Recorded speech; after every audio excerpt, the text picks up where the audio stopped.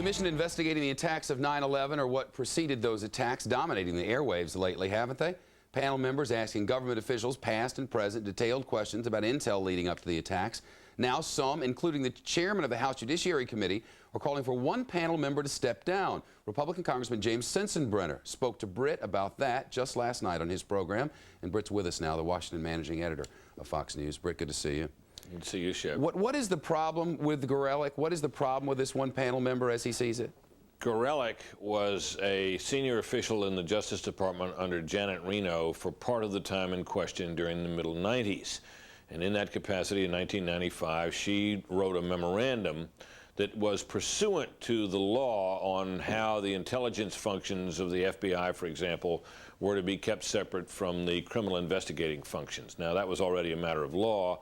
She wrote a memo dictating that the agency go beyond that in its conduct and keep the two divisions even more separated. This was the so-called wall that witness after witness before this commission has testified hampered their efforts to share information and kept them from doing things that they might otherwise have done that could have contributed to preventing 9/11. Now, the memo and her role in it was not known to the commission. She apparently had not identified it to them before this happened.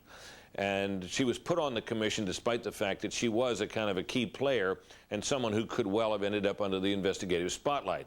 Well, now she has certainly been put in the spotlight.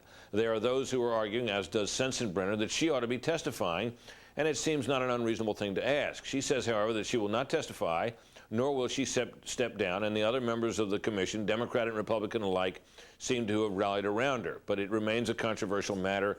I noticed the editorial page of the Wall Street Journal was on her about it today, and so the matter goes on. At very least, some are suggesting a conflict of interest, and at very most, some are suggesting she shouldn't be able to make judgments here because she could be one who's partially responsible, at least. Well, and if you take this a step further, Shep, it seems to me there are reasonable questions that can be asked about the composition of the entire commission. There are, what, four former members of Congress on this commission. Vice Chairman Hamilton, a Democrat, former Senator Gorton, a Republican, former Colorado Congressman Tim Romer is on the commission. All of these people were in Congress casting votes, Democratic Senator Bob Kerrey, another, all in the Congress casting votes on matters that have to do with intelligence. Bob Kerrey was a member for a time of the Intelligence Committee and had special oversight responsibility. Well, obviously, Congress was a key player in all of the policy that governed intelligence and counterterrorism and all of it. Should members of Congress who were part of that be on the commission judging the period in question?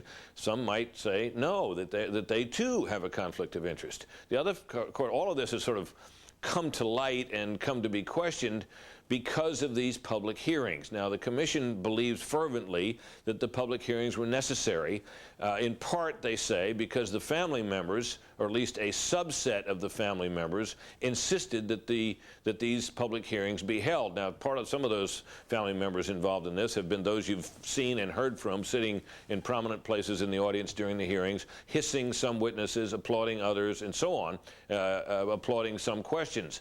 At one point, you remember Bob Kerrey asked them please not to do that. They have certainly had an outsized, or at least a disproportionate in terms of their numbers, influence on this commission.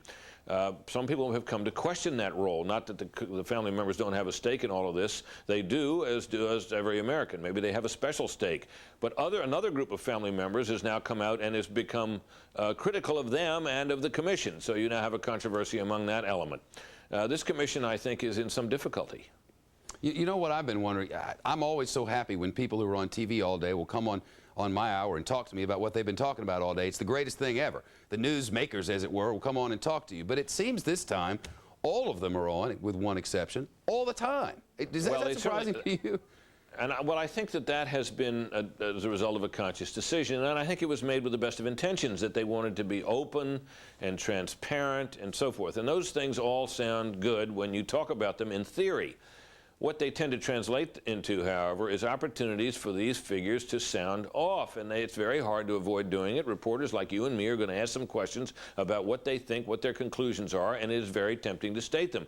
Commission Chairman Kaine has certainly not been shy about stating, for example, that he thinks that 9/11 could have been prevented. Well, that would seem to be the kind of conclusion that one might think would await the Commission's final deliberations and its final report. In addition, when this issue of Jamie Gorelick came up and was raised, as you noted earlier, by Mr. Sensenbrenner, who is, after all, a person of some standing in town. He's the chairman of the House Judiciary Committee, which has oversight over the Justice Department, and he said he thought she should step down. Chairman Kaine's response to that was that she's doing a good job. She's been a nonpartisan and bipartisan member, and people should stay out of our business. Isn't this the same Chairman Kaine who has been making the point by his presence and what he's been saying on television that this is the public's business and therefore it should be shared with the public as we go along? One wonders. I think it is the same person, actually. Brit Hume, live in Washington. Brit, thanks. Brit's back on deck now, and he's up in about 2 hours and 10 minutes for a special report tonight. America's wrap of the political day. Brit, good to see you. Coming up from Studio B, a ruling in the Jason Williams case. Have you heard about this? The judge deciding whether the trial will continue after the defense team accused prosecutors of intentionally withholding evidence. Evidence was withheld in this basketball player's trial. There is no question about it.